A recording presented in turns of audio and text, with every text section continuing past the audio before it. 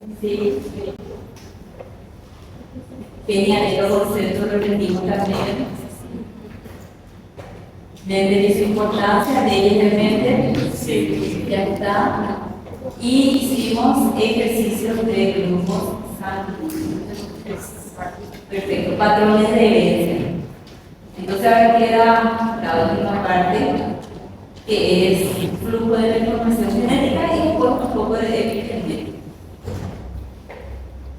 Para poder hacer el ejercicio 14 del cuadernillo, tienen que saber esta parte. Entonces, vamos a empezar con el contenido y para poder terminar con esta unidad, vamos a hablar acerca del flujo de la información genética y dentro del flujo de la información genética vamos a encontrar algunos procesos que vamos a estudiar. ¿Cuáles van a ser esos procesos? La replicación del ADN, la transcripción la replicación del ADN, la transcripción del ARN y la síntesis de proteínas que se llama traducción. Y acá podemos ver cómo se puede transmitir la información genética en el caso de que estemos hablando de ADN que se encuentra en el núcleo, ¿sí? Entonces, para nosotros poder fabricar una proteína y que esa proteína después se exprese en un fenotipo, nosotros necesitamos primero obtener la información que está almacenada en el ADN, ¿sí? Por un proceso que se va a llamar replicación. ¿Y qué ocurre? Que el ADN no puede salir del núcleo y necesitamos exportar esa información afuera del núcleo. ¿Cómo vamos a exportar? Haciendo un proceso de transcripción en forma de ARN, en este caso ARN mensajero. Y este ARN mensajero es el que puede ya salir del núcleo, encontrarse con el ribosoma, y el ribosoma puede tener la información para poder fabricar proteínas por un proceso que se llama traducción, ¿sí? Y fíjense también en lo siguiente, acá tenemos las formas en las que puede almacenarse la información genética en una célula eucariota. Podemos tener ADN. En el núcleo hablamos de un ADN nuclear y también podemos hablar de un ADN que está almacenado en esta estructura llamada plásmido, es un ADN circular que se encuentra dentro de las mitocondrias, ¿sí? Entonces las mitocondrias también tienen su propio ADN independiente del núcleo, ¿sí?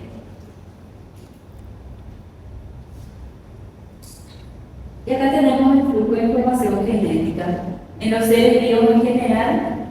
Y fíjense, acá tenemos, repito nada más, el ADN tiene que sufrir una replicación.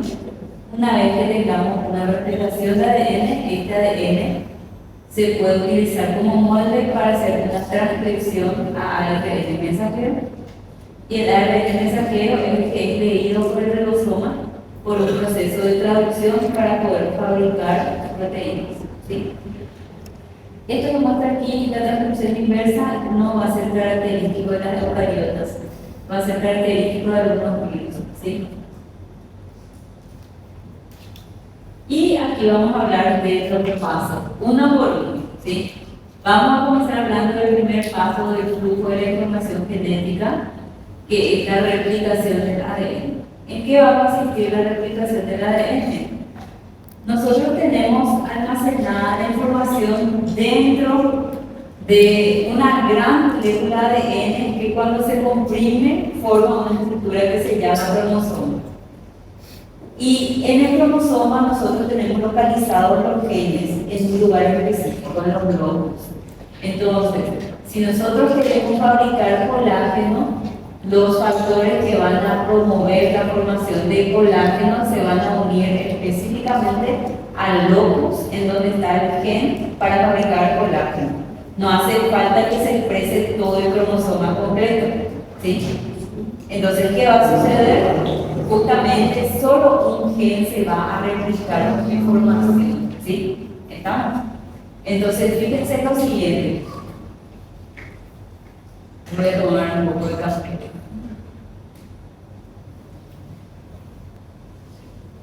Entonces, nosotros tenemos una pequeña porción de un locus en el cromosoma Y ahí lo que va a ocurrir es que se va a abrir la doble hélice del ADN. ¿Se acuerdan que yo les dije que repasen un poco de ADN?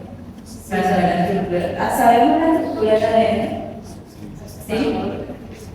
Doble hélice, antiparalelo. Cada hebra se forma por enlace fosfodiéster y la doble hélice se forma por puentes de hidrógeno. ¿Sí? Entonces, si nosotros tenemos aquí nuestro cromosoma,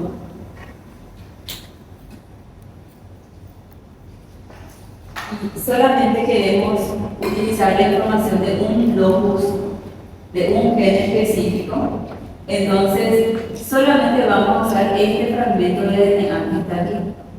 No vamos a utilizar el resto. ¿Y qué pasa? Nosotros no podemos extraer esta información y dejarle sin partes a nuestro cromosoma. Entonces, ¿qué va a suceder? Simplemente vamos a utilizar esta parte del cromosoma, esta parte del ADN, como molde para replicar primero una cadena con la información que queremos transcribir. ¿Sí?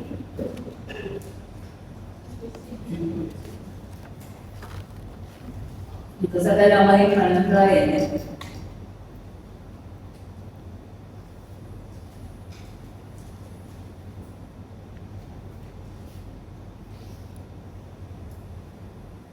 Entonces nosotros tenemos aquí nuestro DNA, que es una doble hélice antiparalela que crece de 5' hasta 3'. 5' hasta 3'.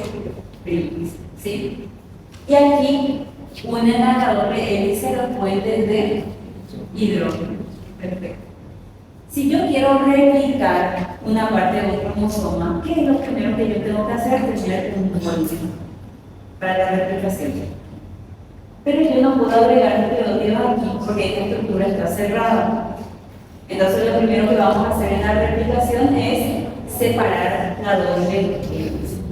¿Sí? ¿Quién va a entrar ahí? Va a entrar una enzima que se va a llamar helicasa. ¿Sí? Eso es lo que estamos viendo acá en el libro. Entra una enzima que se llama helicasa, que está en amarillo, y rompe los puentes de hidrógeno entre las bases nitrogenadas. ¿Sí? También mostrando eso en este dibujito.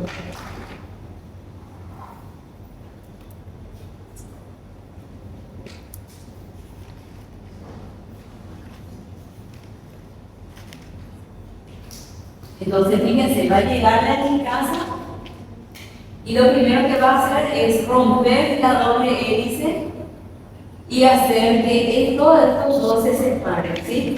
Entonces vamos a tener dos filas de DNA separadas. Es una enzima que se llama, repito el nombre, se llama helicasa. Voy a poner acá la referencia para que ustedes vean.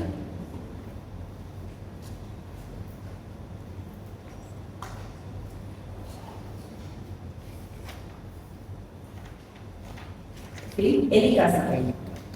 Entonces, en el inicio de la replicación, primero entra a trabajar helicasa. ¿Qué es la helicasa y qué hace? La helicasa es una enzima. ¿Y qué hace? Separar los puentes de hidrógeno. Ahora, una vez que tenemos separados estos dos puentes de hidrógeno, tienden a volver a unirse, la tendencia es volver a unirse. Entonces vamos a evitar que vuelvan a unirse. ¿Cómo? Van a llegar, se van a unir aquí a las cadenas simples de ADN que ya estaban separadas, unas proteínas estabilizantes, que lo que van a hacer es mantener separada a cada una de las hebras. ¿Sí? Se va a llamar esto ADN-SB. Se voy a poner acá el nombre.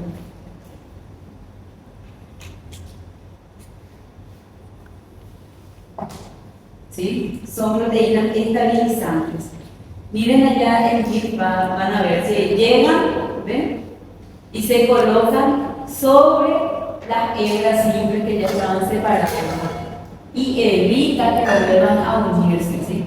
ADN-SB. ¿Qué son? Son proteínas que se unen al ADN simple, de simple cadena, que evita que se vuelvan a unir, ¿sí?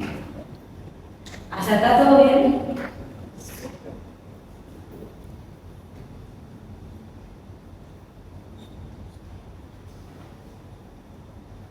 Ahora va a sufrir otro cambio. Fíjense lo siguiente, como esta doble hélice es antiparalela, aquí nosotros vamos a tener una fila que empieza, o sea, que está en 3' y el otro en 5', ¿verdad? Entonces, fíjense que siempre se tienen que agregar los nucleótidos de 5 a 3'. Siempre de 5 a 3'. Entonces, vamos a utilizar primero como cadena molde esta que comienza en 3'. ¿Por qué? Porque se tienen que agregar también los nucleótidos de forma antiparalela. ¿Sí? Entonces, para poder agregar nucleótidos tenemos que empezar con la fila que empieza en 3'. ¿Sí? A esta le vamos a llamar cadena adelantada.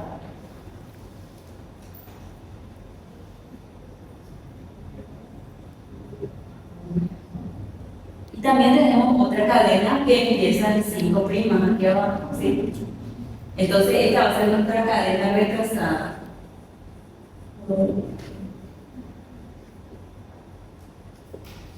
O hebra rezagada. Bueno, fíjense que, ¿sí?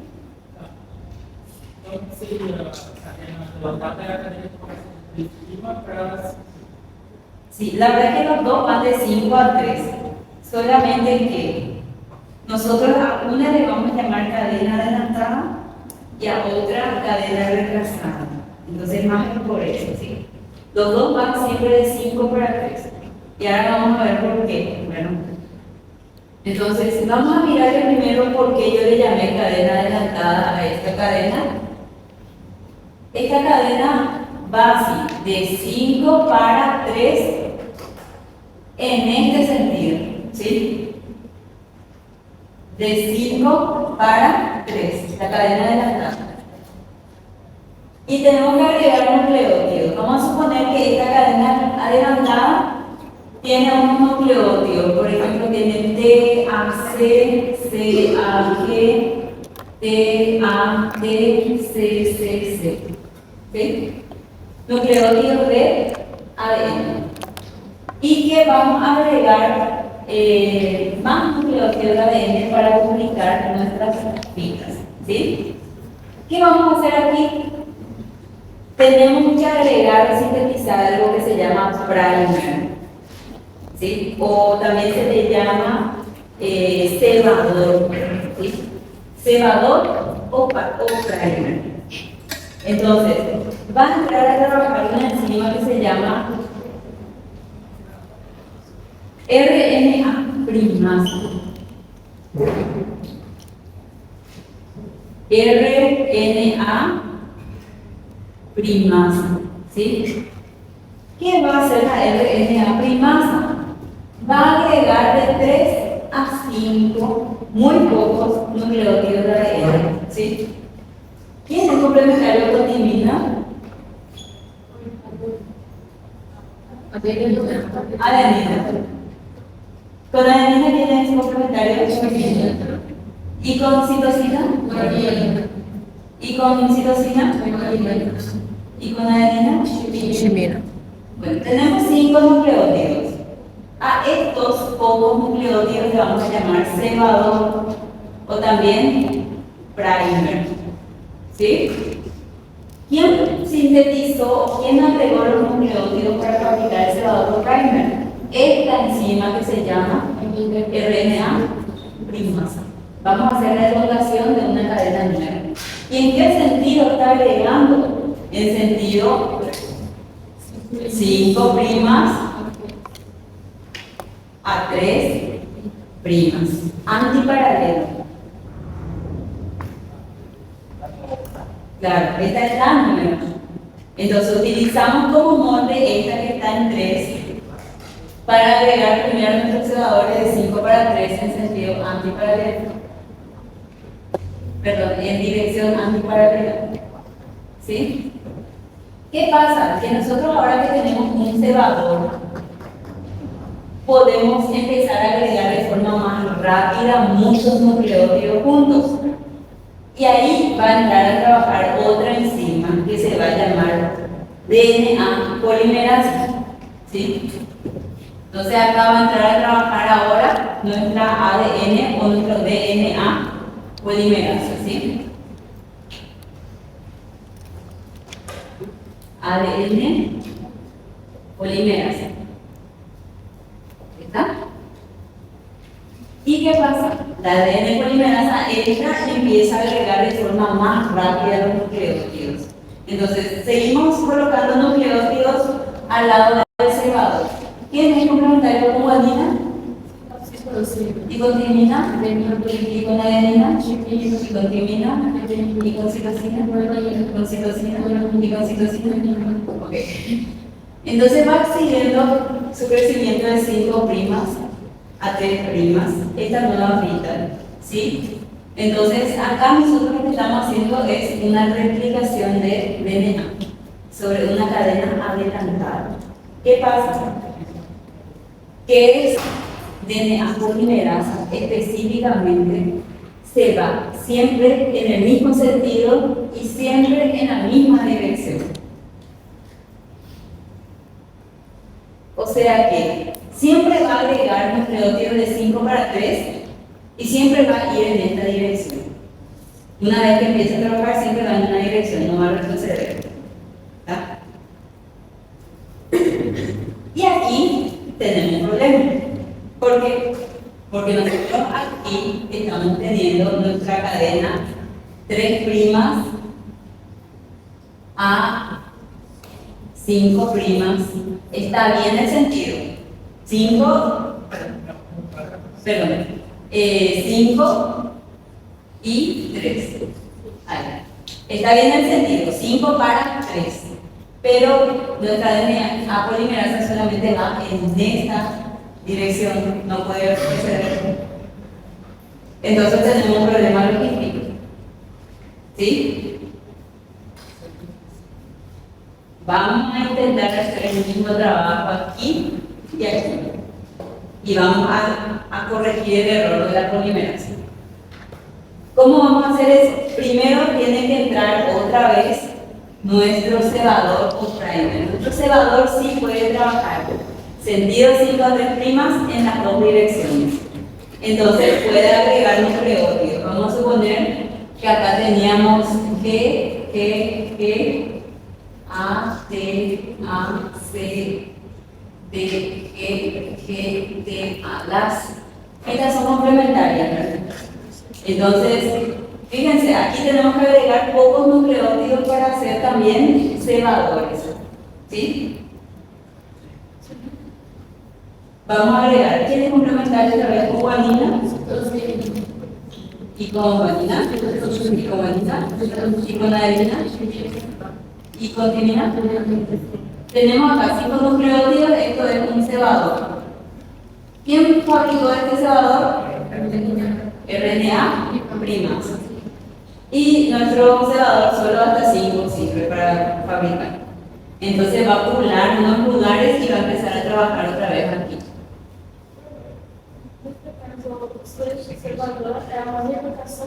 No, el cebador es una pequeña secuencia de nucleótidos, 3 a 5 nucleótidos, que sirve como molde para sintetizar de forma continua una cadena de ADN. Tengo muchos sueños, gente, entonces creo que ustedes tienen más sueños que yo. Fíjense, vamos a hacer un cebador nuevo acá. Acá va a entrar a trabajar otra vez nuestra primasa. Vamos a agregar aquí. ¿Quién es complementario con guanina? ¿Y con guanina otra vez? ¿Y con timina? ¿Y con timina? Estamos agregando de 5 para 3. 5' a 3' antiparalela con la RNA primasa. Y fíjense, estamos sintetizando cadenas de ADN, pero estas cadenas de ADN están entrecortadas, están en fragmentos. ¿Sí?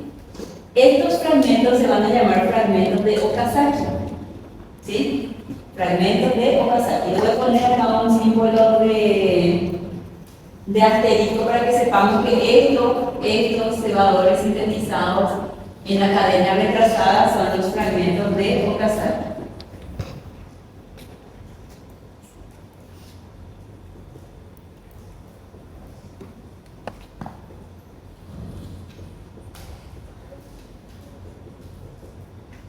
¿Y qué pasa? Que esto no se puede quedar así. Hay que rellenar los espacios faltantes de nucleótidos que están entre los fragmentos de Okazaki. Y acá va a venir a trabajar otra enzima, ¿sí? Realmente es otro tipo de polimerasa. Pero lo importante es lo siguiente, que vamos a agregar nucleótidos también complementarios. Otra vez, ¿quién era complementario a la adenina? ¿Y a la citosina? ¿Y a la timina? Adenina. Entonces acá nosotros vamos a colocar estos nucleótidos y vamos a ligar, vamos a sellar para que sea una cadena continua con una enzima que se va a llamar ligasa, ¿sí? DNA ligasa. Entonces, ¿qué podemos decir que hace la ligasa? Une a los fragmentos de Okazaki en la cadena retrasada.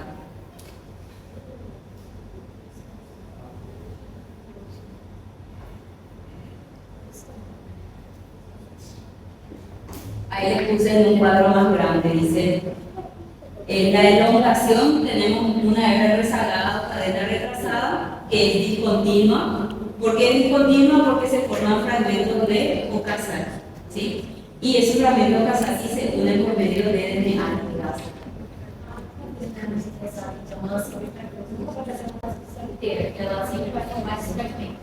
Sí, no va a poder hacer una replicación entera. La replicación es discontinua. Por eso decimos que es justamente una hebra discontinua o retrasada o rezagada. ¿Sí? O sea que no importa si es arriba o abajo, tenemos que mirar el sentido en el que trabajan las enzimas. ¿Qué está letrando? Cara de él ya me dice todo. Uma coisa carregando. No es difícil el examen, al terminar Carregando aí na tomada? al terminar la unidad vamos a hacer una simulación rápida, ¿sí? No voy a preguntar cosas muy... No estoy dando luego todo esto. No estoy desarrollando todo como debe ser. Hay nada más.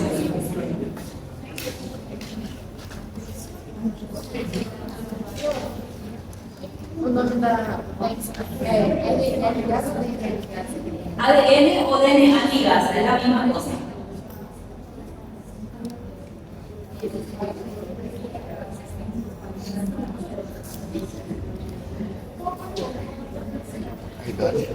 Y miren, esto va a quedar así.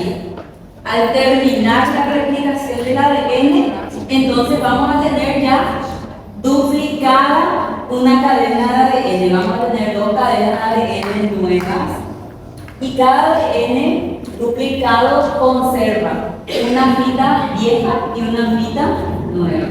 Podemos decir entonces que la replicación del ADN es semiconservativa, ¿sí? Si yo le pregunto en el examen, ¿por qué decimos que la replicación del ADN es semiconservativa? Porque los productos son dos moléculas de ADN y cada uno conserva una hebra vieja y tiene una hebra nueva. Ahí ya tienen la definición, ¿sí? Dice, como resultado de la replicación del ADN, a partir de una molécula de ADN, se sintetizan dos moléculas de ADN que están formadas por una cadena que sirve de molde y una cadena nueva. Replicación semiconservativa. Ya tienen ahí para estudiar.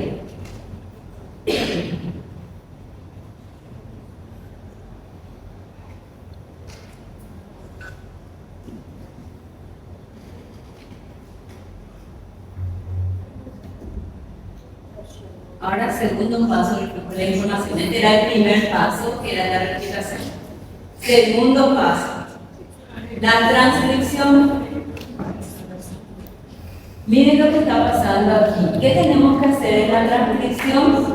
Tenemos que agregar nucleótidos, pero de RNA. ¿Cuál es la diferencia entre las bases nitrogenadas de DNA y de RNA? A nivel de pentosas, ¿qué es eso? Pero a nivel de las bases nitrogenadas. Uracila, Timina, ¿qué otro tiene? uracila. Entonces vamos a ir cambiando la secuencia, ¿sí? Vamos a ver, voy a tratar de parar eso para ver.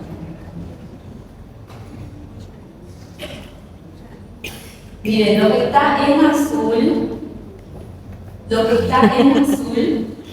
es la cadena de ADN producto de la replicación. ¿Sí? Esto está en azul. Esa cadena replicada de ADN nosotros podemos usar para poder hacer la transcripción que está en color rojo. Entonces, ¿qué estamos haciendo? Tenemos que agregar nucleótidos de ARN también en sentido 5' a 3', de forma antiparalela. Entonces, del ADN duplicado podemos usar la cadena que está en 3. ¿Está? Entonces, fíjense, acá vamos a agregar, por ejemplo, acá teníamos guanina en ADN, cadena molde. ¿Qué nucleótido tenemos que agregar para fabricar ARN? ¿Quién es complementario con guanina? Citosina. ¿Y quién es complementario con timina? Adenina. Entonces el ARN tiene adenina, mantenemos. Aquí está la adenina en el ADN y tenemos que hacer nucleótido complementario en el ARN. ¿Quién es complementario con adenina? Uracilo. Otra vez, con adenina. Uracilo. Con guanina. Con citosina. Guanina. Con timina. Adenina. Entonces, ¿qué estamos haciendo ahí en el proceso de transcripción? ¿Sí? ¿Sí? Esa cadena es una nueva. Sí. Esa es la nueva cadena replicada. O sea que vamos a hacer de práctica este que replicamos ahora, ¿sí? Sí, pero esa que está, que se duplicó ahora, no tiene Tiene doble hélice, entra otra vez una DNA por helicasa, o sea, se vuelve a abrir la doble hélice y luego entra la RNA no polimerasa. es seguido. Duplicación y después Ya, es seguido mismo. Sí. Díganme un poco la luz, vamos a hacer, él va a hacer ejercicio para ese juego. Fíjense, voy a apagar ya esto, ¿sí? Profe, una pregunta un poco tópica. Pero el proceso de duplicación y transcripción es igual, pero uno es con ADN y el otro con ARN. Las enzimas son diferentes. Acá usamos DNA polimerasa, en la transcripción usamos RNA polimerasa. Diferente porque cada enzima es específica para los nucleótidos. Entonces, vamos a hacer una práctica con esta secuencia, ¿sí? Podemos usar cualquiera de las dos fitas duplicadas, ¿sí? Entonces, podemos usar, vamos a usar este de arriba, ¿sí? Voy a hacer acá.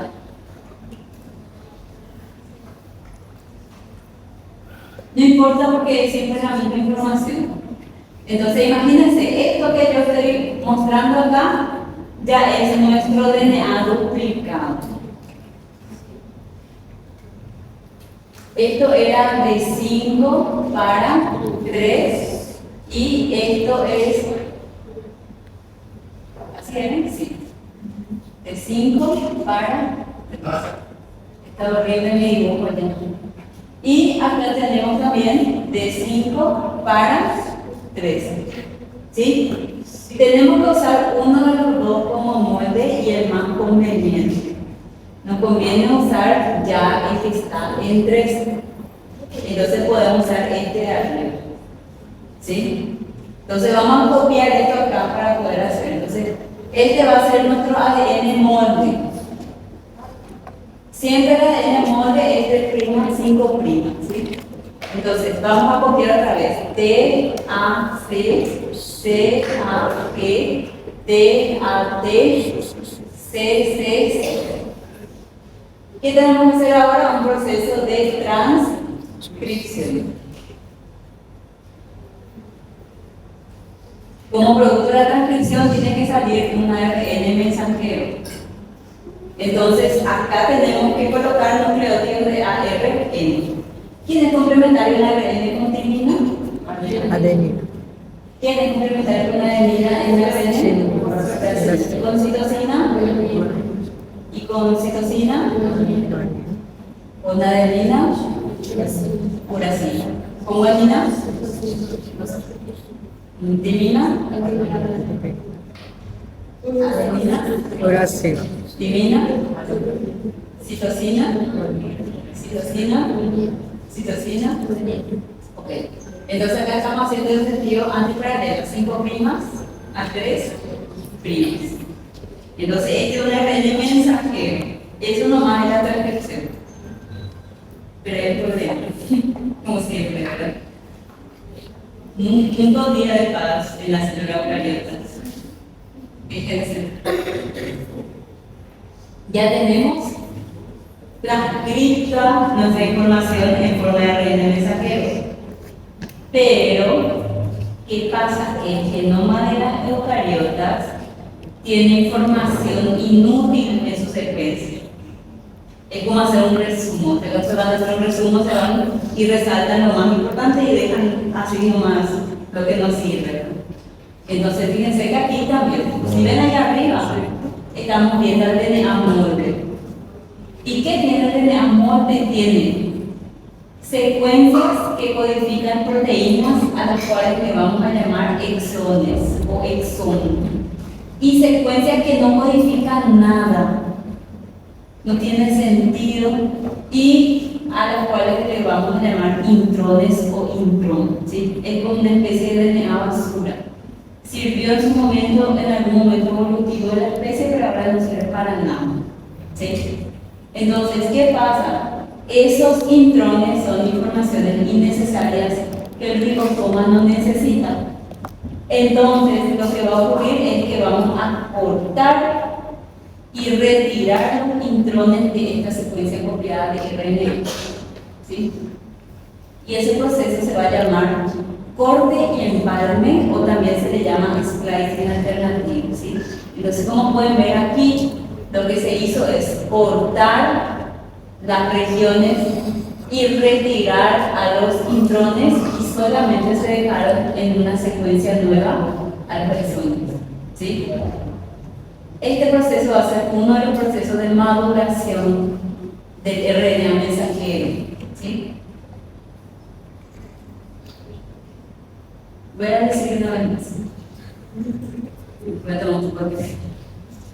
Entonces, cuando se fabrica recién un RNA, ese RNA mensajero es inmaduro. Se le llama también transcripto primario. Y debe madurar por un paso que se llama splicing alternativo, que también se llama corte y empalme, ¿sí? Y también debe madurar por otro proceso. Vamos a mirar en nuestra imagen. Ya tengo escrito en la parte que van a copiar. Voy a explicar primero y después le pongo la parte escrita para copiar. Por favor, ya no me van a digar de acuerdo. Ya no me más que incluir, ¿sí? Entonces, miren, ¿en qué consiste la maduración del ARN mensajero? Primero, en un corte y un retiro de los intrones. Y ese proceso se va a llamar corte y empalme, o también llamado en los libros splicing alternativo, ¿sí? Y también, ¿qué más? Yo les mandé a estudiar un poco de estructura de los nucleótidos, y una alumna se acercó a mí y me dijo: profe, mira, yo estaba estudiando los nucleótidos y acá también están los nucleótidos relacionados con la energía, ¿verdad? Entonces, si este ARN tiene nucleótidos y sale así nomás en el citosol, las enzimas les pueden atacar.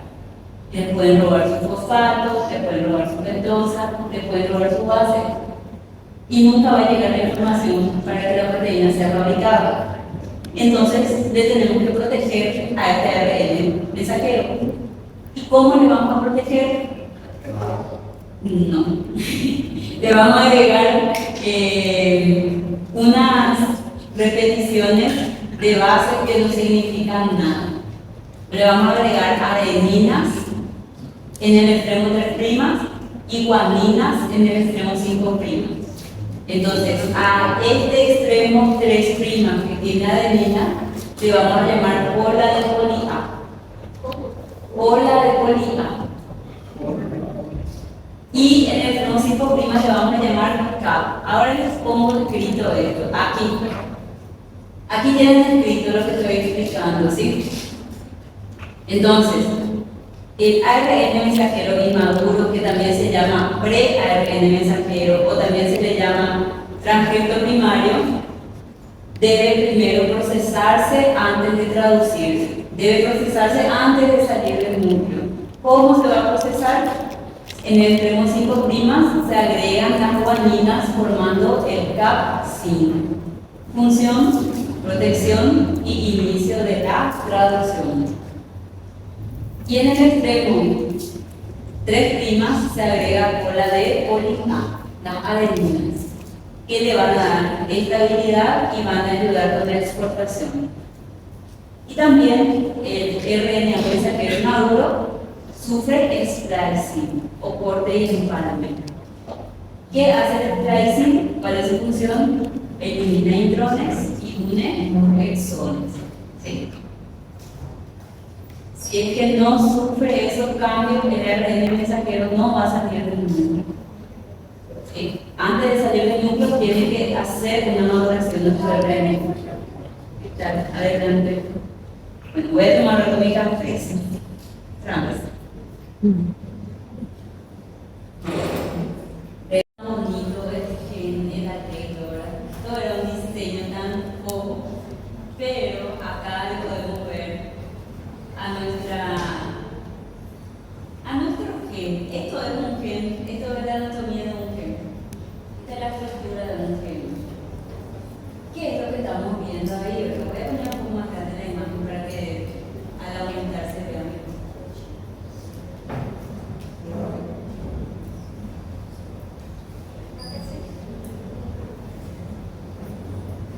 Miren, esto es más o menos la estructura de un gen. ¿Y qué es lo que nosotros estamos viendo? Estamos viendo sus extremos, 5', 3', ¿sí? Y estamos viendo que los genes tienen secuencias reguladoras, ¿sí? Y también tienen regiones promotoras. ¿Para qué va a servir eso? Para que las proteínas que permiten que se haga la replicación del ARN le reconozcan al gen específico, ¿sí? Y justamente también para que los receptores que inducen la síntesis de alguna proteína le reconozcan primero al gen, ¿sí? ¿Estamos? Vamos a tener dos tipos básicos de receptores que pueden recibir estímulos y inducir que se exprese un gen. Podemos tener receptores en el glicocáliz y podemos tener receptores en el citosol. ¿Sí? Seguramente que nos dieron esto más hace un año, ¿verdad? Receptores, sustancias inductoras. No, ¿verdad? Les voy a hacer un pequeño paréntesis, muy pequeño, pero es así. Para que una célula primero pueda producir una proteína, no es que lo hace porque se le ocurrió a la célula, sino que es una respuesta fisiológica a algo. Y en la respuesta fisiológica siempre van a estar trabajando neurotransmisores, hormonas, péptidos. Entonces, esas moléculas se van a llamar en general ligando, ¿sí? Y estos ligandos se tienen que unir a unos receptores. Y estos receptores pueden estar en la superficie de la célula en el glicocáliz, ¿sí? Una vez que un receptor recibe un estímulo externo, ahí sufre un cambio conformacional y induce una cascada de reacciones dentro de la célula. Esa cascada de reacciones dentro de la célula hace que se activen algunas sustancias que se unen a esta parte del gen que se llama secuencia reguladora. ¿Para qué? Para que el gen se exprese. Y también van a haber otras proteínas que se van a unir a esta parte, que es la región promotora, que son dos capas, la capa CAAT, CAP, y la capa que ya tenemos proteínas unidas a la secuencia reguladora y unidas a la región promotora, ahí recién se puede leer la información genética. ¿Sí?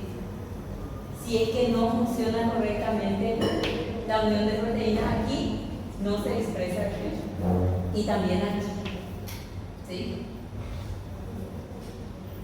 ¿Y qué pasa? Que muchas veces tenemos algunas proteínas que se unen a las secuencias reguladoras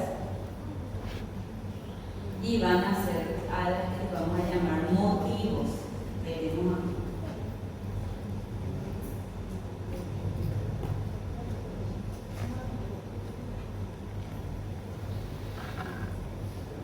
La expresión genética se puede regular porque justamente unas proteínas se pueden unir a las regiones promotoras y también a las regiones reguladoras de un gen. Un gen puede estar silenciado y si un gen está silenciado no hay fabricación de proteínas. Pero también un gen puede estar, como se dice, sobreexpresado, ¿sí? O sea, hay mayor estímulo para la producción de una proteína, ¿sí? Se produce con mayor fuerza o mayor cantidad. ¿Y quiénes van a estar en este grupo? Van a estar todas proteínas que se unen a regiones promotoras. Por ejemplo, estos que son los dedos de zinc. Son proteínas, pero que dentro de su estructura tienen el elemento químico zinc, que cuando se unen a las regiones promotoras pueden regular que se exprese menos o más un gen. Puede ser, por ejemplo, que permita que un gen sea dominante o recesivo. Ahora, también tenemos otras proteínas, como la cremallera de leucina, que parece un zipper, su estructura. Son hélices alfa, ¿sí? Y también tenemos a esta estructura que se llama hélice girohélice, que justamente se encuentra entre las hélices alfa, pero son pequeñas deformidades que no son láminas beta, son unas alteraciones estructurales en las proteínas, ¿sí? Entonces, estos tres se pueden unir a la región promotora de un gen y justamente evitar que se exprese o hacer que se exprese con mucha fuerza, ¿sí?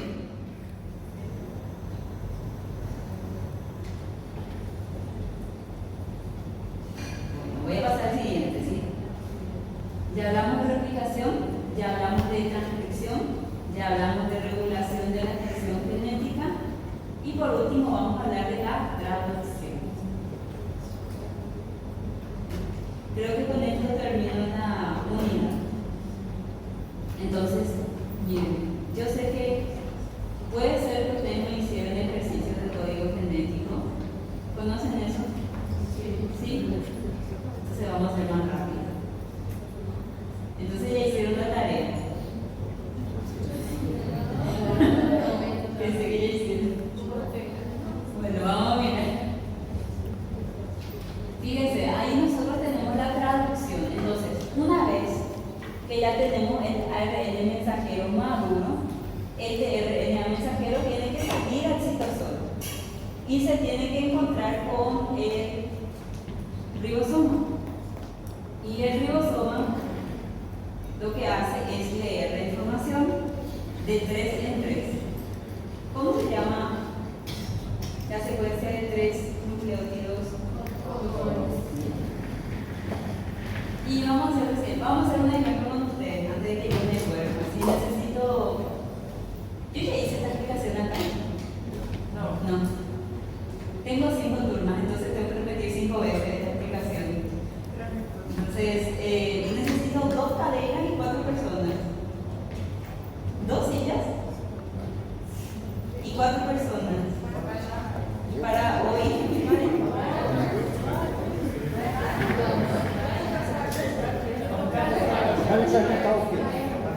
Necesitamos 2 cadenas.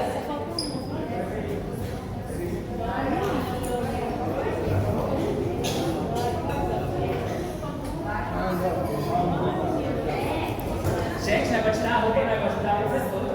A professora. Eu cheguei. Vai ganhar ponto aqui todo mundo. Armando aula. Tudo nessa sala é motivo de briga. ligado aí lá agora? Mas já tem dois meninos, dois meninos. No voy a Una decir nada porque no tengo nada bueno para decir ahora, ¿sí? Entonces, vamos a ver. Sorria, vocês vão ficar famosos. Vamos a hacer lo siguiente. Entonces, vamos a aplicar traducción con las compañeras y con las hijas, ¿sí? Entonces, ¿en qué va a consistir el proceso de traducción? El ribosoma tiene que leer la información de los codones y esa información de los codones está escrita dentro del RNA mensajero, ¿sí? Entonces, nosotros vamos a tener secuencia, vamos a suponer que este es nuestro RNA mensajero, AUG, CUC, AUA, GGG, ¿sí?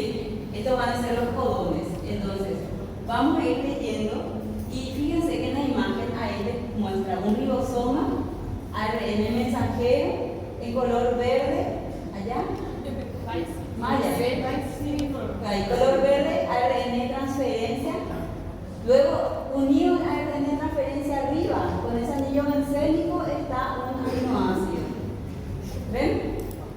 Y fíjense que ese aminoácido se tiene que colocar encima del RNA de transferencia, pero no puede hacerlo solo. Tiene que utilizar una enzima que está marcada en color amarillo, que es la aminoácido ARNT sintetasa, ¿sí? ¿Está? Entonces sí o sí necesitamos todos esos ingredientes para fabricar a la proteína perfecta, ¿sí?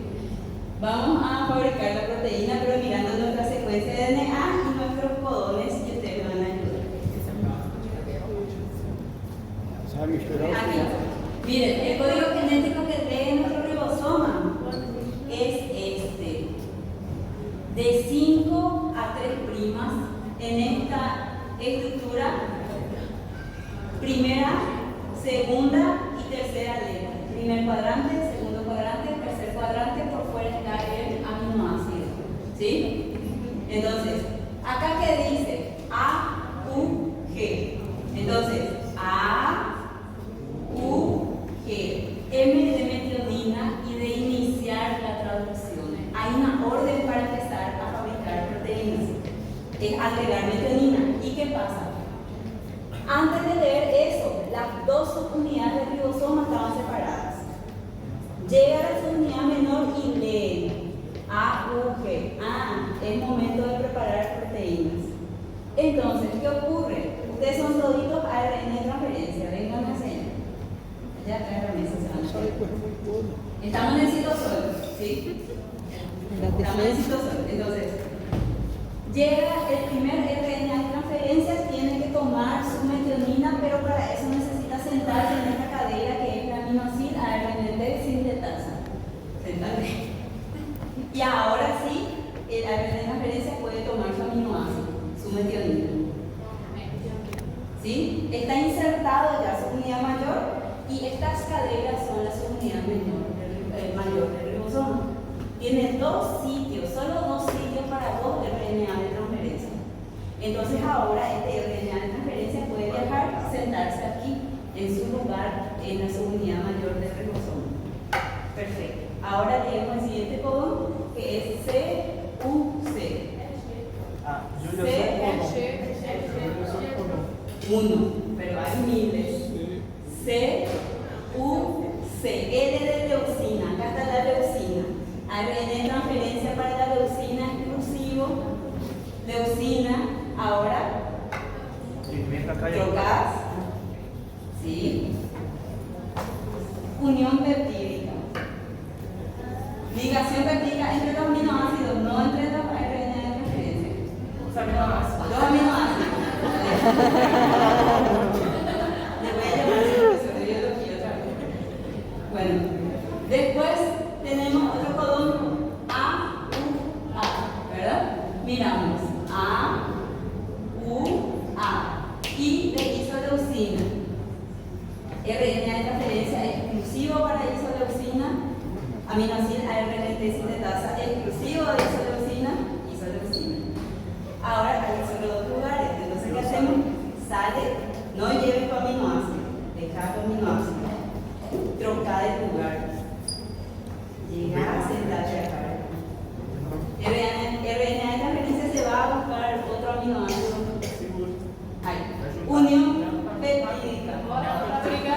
Así, muy bien. En secuencia y en orden. É lixo. En secuencia y en orden.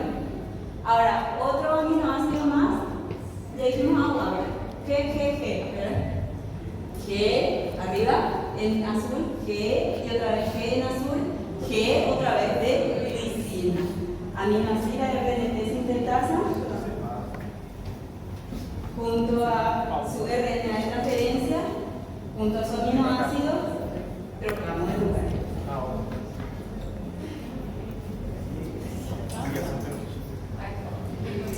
Ahora va a llegar un codón, último codón, que va a ser UGA.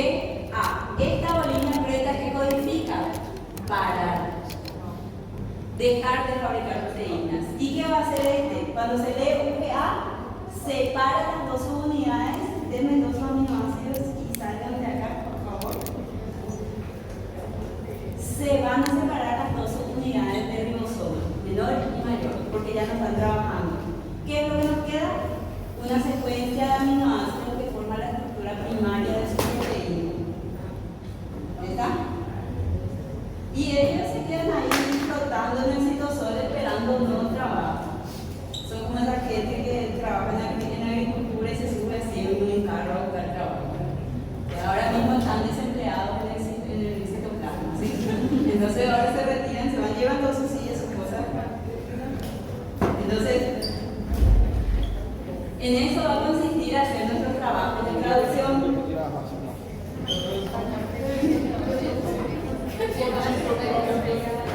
¿Se entendió? Me voy a acordar de ustedes en el examen final. Ustedes no necesitan ayuda en el parcial, en el final sí. Final sí es complicado. El parcial es tranquilo. Mas é bom porque na final a gente não precisa de muitos pontos, né? Y sí. Les voy a decir algo. Lo que más yo odio es pasar la vida en la facultad y venir a tomar extraordinario. Nosotros também. Sí, entonces, si usted ya recuerda el extraordinario, no venga más.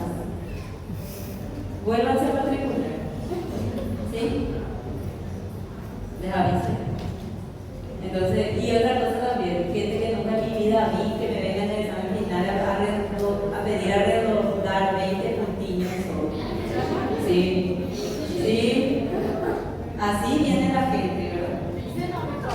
Sin vergüenza en la cara. Entonces, miren, acá está lo que hicimos con los compañeros, está en forma de GIF. Es más complejo, pero lo hicimos en forma sencilla. Entonces, la traducción tiene una iniciación donde primero se lee un codón para metionina y ahí lo que ocurre es que se ensamblan su unidad menor con su unidad mayor.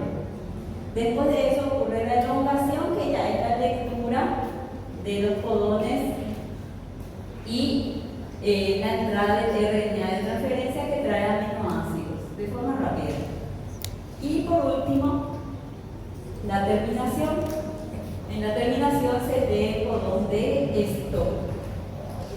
Se separan las dos subunidades del ribosoma una vez que entra una proteína que se llama RF, ¿sí?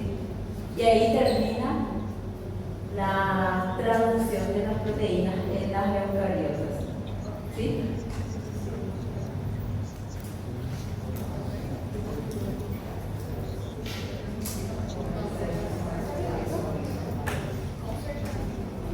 Y miren lo siguiente, les vamos a hacer este ejercicio de cuadernillo para profundizar esto, ¿sí?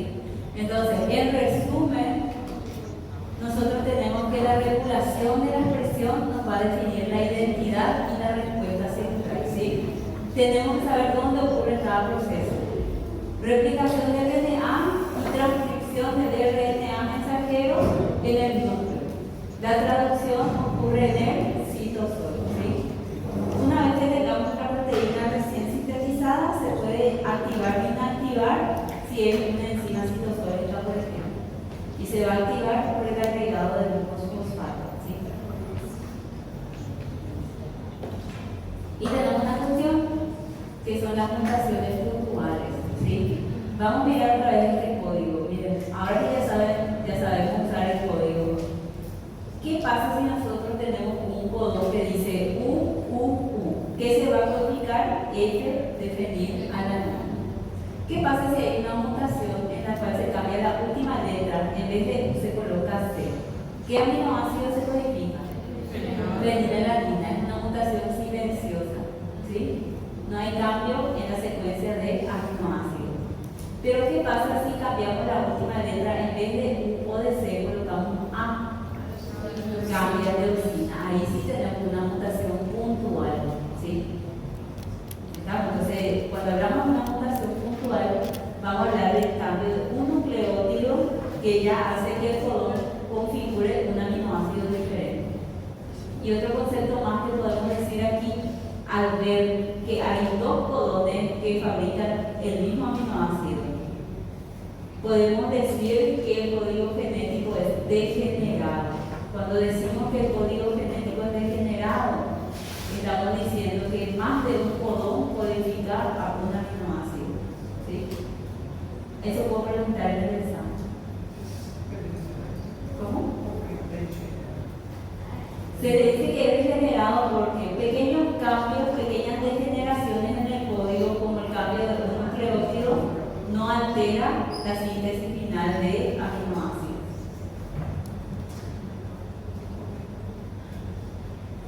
¿Qué más les tengo que decir acá? Por último, epigenética, ¿verdad? Con eso voy a terminar hoy. Con esto termino mi clase de hoy y voy a dar indicaciones, ¿sí? Concepto de epigenética, entonces se va a definir como un estudio ya en los cambios heredables en la expresión genética o en la función celular, pero que no va a implicar alteraciones en la secuencia del ADN, no es una mutación, ¿sí? No es un cambio de bases. ¿En qué va a consistir esto y quién va a influenciar esto? Primero que nada lo va a influenciar el ambiente, los hábitos de una persona, hábitos alimentarios, sedentarismo, pero también el ambiente en el que vive, porque si vive en un ambiente poluido, cuando tenemos polución ambiental también podemos tener cambios epigenéticos, ¿sí? O alimentos contaminados, eso también puede ser, ¿sí? Entonces, no va a haber un cambio directo en el ADN, pero va a haber una forma de cambio en la expresión de los genes.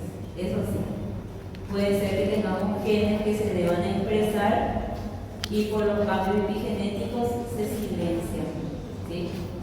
O una sobreexpresión de genes también. Entonces, podemos ver que hay tres capas que van a coordinar el estado epigenético. Uno, la metilación del ADN. Dos, la modificación de histonas y el remodelado de la cromatina. Y tres, ARN no codificantes y organización tridimensional del genoma. Entonces, ¿en qué va a consistir la metilación del ADN? Estos van a ser los grupos metilos. Seguramente que en algún punto de su vida hablaron de esto en el enzima omega hace mucho tiempo, ¿verdad? Que es el SH3, ¿sí? Entonces, estos grupos metilos se pueden unir a las bases nitrogenadas, como por ejemplo la citosina. Aquí les voy a poner un grande, ¿sí? ¿Y qué pasa? Algunas veces los lugares que están metilados son las regiones del gen, que son las regiones reguladoras. Y las regiones reguladoras son las que permiten que se exprese el gen, que ocurra la replicación, que ocurra la transcripción y la traducción. Entonces, si una parte del gen está metilado y es exclusivamente la región reguladora, el gen está silenciado, no se expresa. Y no vamos a tener síntesis de la proteína, vamos a tener un defecto, ¿sí? Pero también podemos tener justamente en promotores ricos, en este caso CPG, en nuestra citosina metilada, la hipermetilación suele asociarse con menor transcripción y el efecto depende del contexto genómico. ¿Puede utilizar eso para... Sí, también, pero van a ver que va a ser uno de los contribuyentes en algunas alteraciones del ciclo celular, que ahora voy a poner el ejemplo. Vamos a hacer vamos a pensar ahora mismo eso, antes de que se nos pase. Acá, dice el caso, un paciente posee 2 copias de un gen supresor. ¿Se acuerdan que el ciclo celular tenía unos puntos de control? Y por ejemplo, había unas proteínas que se expresaban o aparecían cuando había acumulación de mutaciones y evitaba que la célula siga con el ciclo celular y se divida. A eso hablamos de genes supresores, proteínas supresoras. Y también el promotor, acá les voy a poner, un paciente posee 2 copias de un gen supresor sin variantes patogénicas, pero el promotor de una copia está hipermetilado. El gen promotor es el que va a inducir que la célula salga de fase G1 y entre en fase S, o sea, duplicación del DNA. Y fíjense que está ocurriendo aquí, dice que el promotor está hipermetilado. Si está hipermetilado, quiere decir que hay una menor transcripción de esa proteína. Y si tenemos poca cantidad de esa proteína, no puede llegar a un pico de concentración para tener su función, que es promover la síntesis del DNA. Entonces podemos tener también algunos casos en el que no puede proseguir el ciclo celular porque tenemos un gen silenciado, en este caso el del promotor. ¿Sí? Podemos tener entonces una mala síntesis de DNA. Es lo que va a causar y se va a poder ver en el microscopio el estudio citogenético como aberraciones cromosómicas.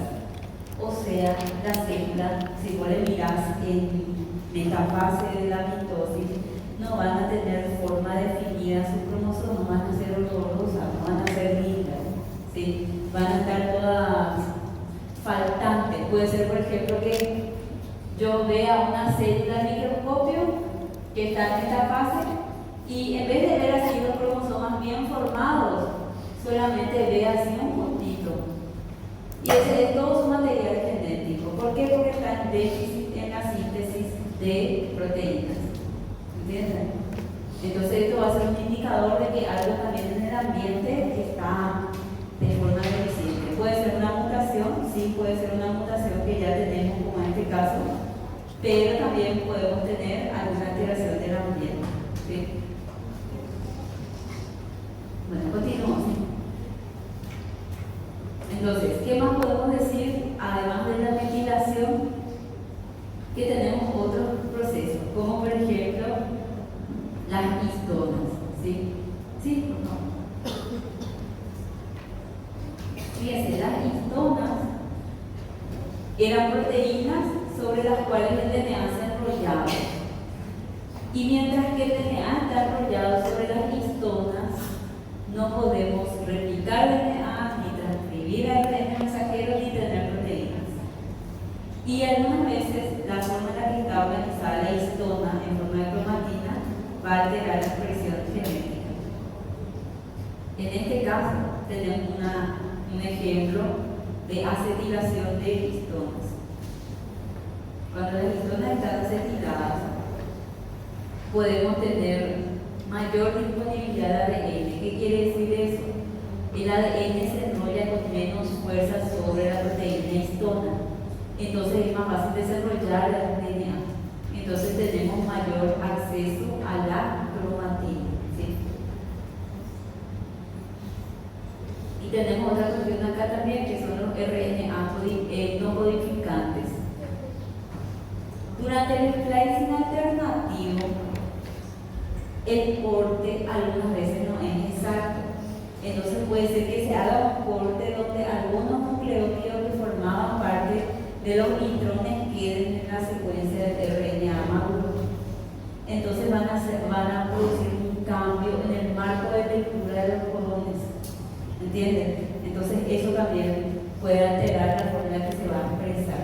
Y otra cosa también, otro ejemplo que tenemos es un gen que se llama el gen cis.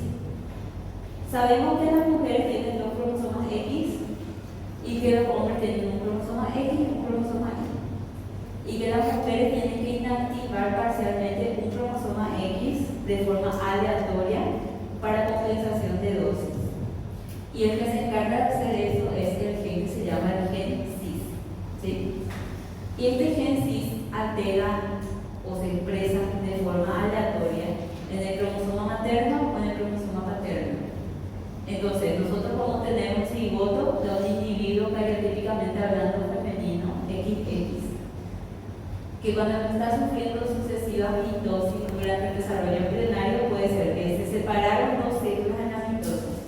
Esta lo que hizo fue inactivar el cromosoma materno y esta el paterno, vuelven a sufrir mitosis. Entonces tenemos dos líneas celulares con dos aldehidos activos al mismo tiempo en las mujeres. Por eso que algunas veces las mujeres no expresan algunas enfermedades recesivas, ¿sí? Por esa inactivación parcial. ¿Está?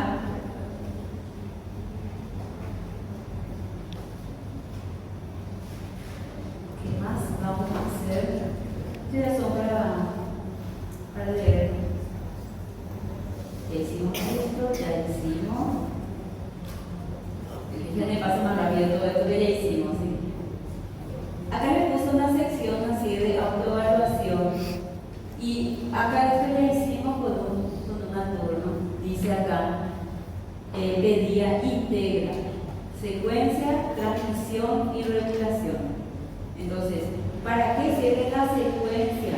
La secuencia aporta variantes, ¿sí? Y la meiosis las va a reorganizar. ¿Qué quiere decir eso? La secuencia de nucleótidos en un gen, y nosotros tenemos variables en la secuencia de un mismo gen, entonces hablamos de los genes alelos, ¿sí?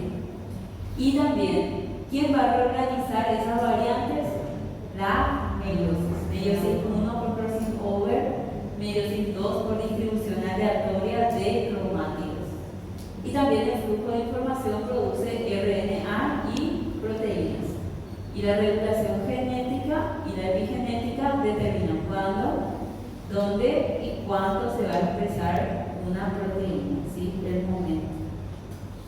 Esto ya está en el slide, creo que este ya es paseo, en el slide. Entonces vamos a hacer estos son solo ejercitarios de cierre para que ustedes tengan una idea de qué es lo que se puede preguntar, explicar los fuentes de variabilidad biótica. Muchas cosas ya están en el cuadernillo y ya hicieron, ¿sí? Por ejemplo, comparar Griffith, Avery y Hershey, ya está. Distingue gen alelo, ya está. Predice el efecto de hipermetilación, ese creo que no está, pero ya hablamos arriba. Y también relacionar cis con la compensación de la meiosis, ya hablamos también, ¿sí? Mañana voy a recibir estas tareas, ¿sí? La 1 yo ya la libré, falta solamente la semana 2, ¿sí?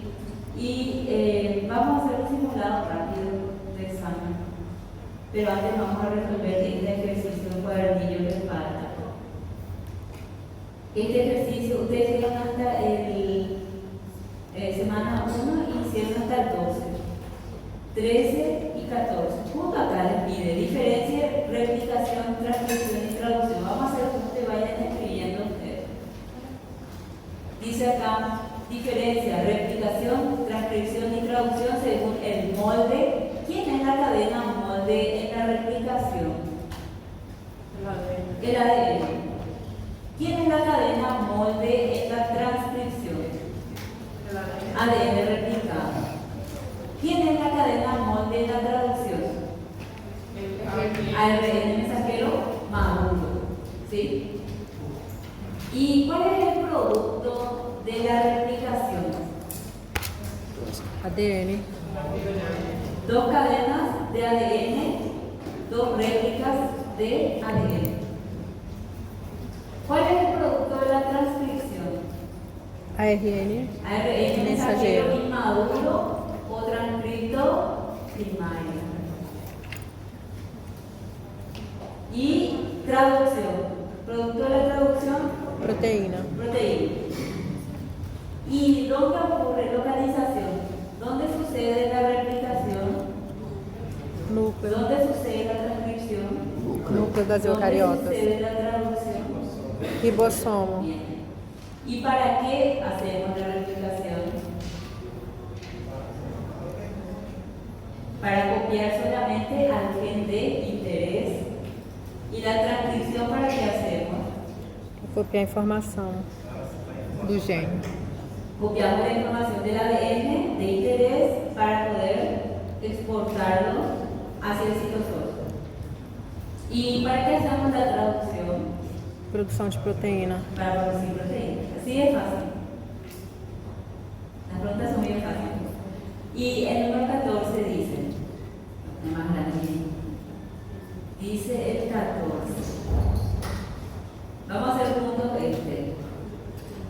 A partir de una hebra molde, 3 primas, T, A, C, A, G, T, T, C, G, T, C, A, G, A, C, T, 5 primas. Escriba el ADN mensajero 5 a 3 primas y la secuencia de aminoácidos. Indique dónde inicia y terminará traduciendo. Este era algo. Intenten hacer. ¿Cómo creen que se hace?